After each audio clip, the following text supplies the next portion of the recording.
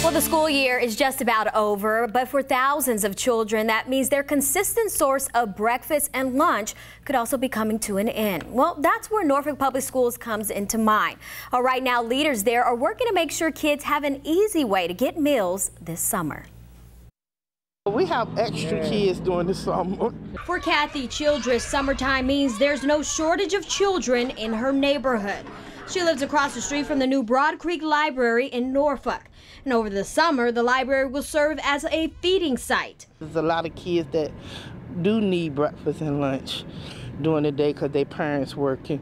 It's part of Norfolk Public Schools' summer feeding program, where breakfast and lunch will be served to all kids. It's easy. There's no application needed. There are no fees attached. More than 60 locations across the city. From rec centers to libraries to school sites. Will serve meals to kids prepped at their nutrition center.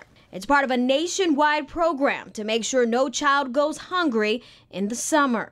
The biggest barrier that we have is that our community isn't aware that we are here to help feed their children over the summer. And to make it easier to spread the word, now you can text FOOD to 877-877 to find the nearest food site. And for some like Childress, that's right outside their front door. This little program will help out, and then we all can help out with the little kids in the community.